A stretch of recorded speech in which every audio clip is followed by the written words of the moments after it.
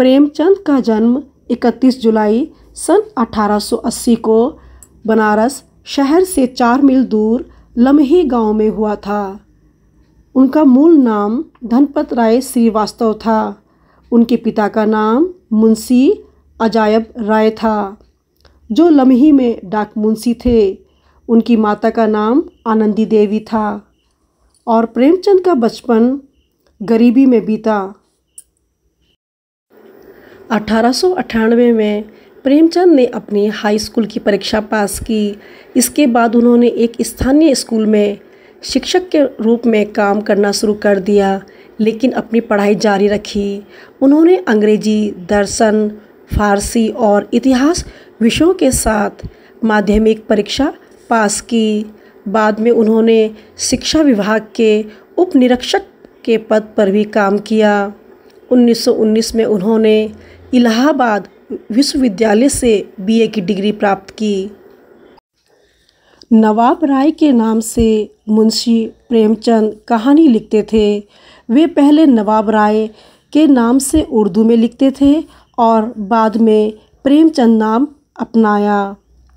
असहयोग आंदोलन में भाग लेने के कारण सरकारी नौकरी से त्यागपत्र दे दिया और आजीवन साहित्य सेवा करते रहे। प्रेमचंद ने उर्दू और हिंदी की कई पत्रिकाओं में लिखा, जिनमें 1907 में जमाना प्रमुख थी। जमाना पत्रिका कानपुर से प्रकाशित होती थी और इसमें प्रेमचंद की कई कहानियाँ और लेख प्रकाशित हुए थे। उनकी कुछ कहानियाँ जैसे सांसारिक प्रेम और देश प्रेम जमाना के शुरुआती अंकों में प्रकाशित हुई।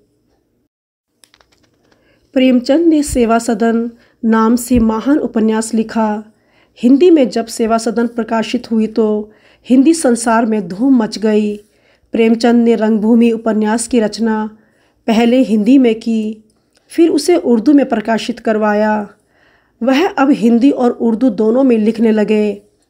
जहाँ कभी पहले उर्दू में लिखकर उसे हिंदी में ढालते थे, तो कभी हिंदी में लिखकर उसे उर्दू में भी ले जाते थे। हिंदी उर्दू में प्रेमचंद की विशेष ख्याति एक उपन्यासकार के रूप में है। उन्हें हिंदी समाज में प्रेम पूर्वक उपन्यास सम्राट पुकारा जाता है। हिंदी उपन्यास के इतिहास में उनके समय को प्रेमचंद युग के नाम से भी जाना जाता है। इनकी पहली कहानी ममता है और बड़े घर की बेटी 1910 में इस अंक में प्रकाशित हुई। प्रेमचंद की कहानियाँ मानसरोवर के 8 भागों में संकलित है। उपन्यास सेवा सदन, प्रेमाश्रम, रंगभूमि, प्रतिज्ञा, गबन, कर्मभूमि, गोदान, मंगलसूत्र। गोदान हिंदी का एक श्रेष्ठ उपन्यास है। कहानी संग्रह सप्तसरोज, नवनिधि, समर यात्रा।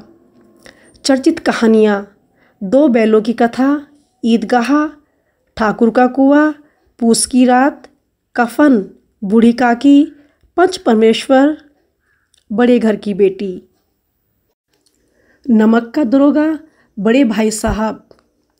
300 से भी अधिक कहानियाँ लिखी हैं प्रेमचंद ने। मुंशी प्रेमचंद की भाषा शैली सरल, सुगम, प्रवाहपूर्ण और सामान्य लोगों को समझने में आसान थी।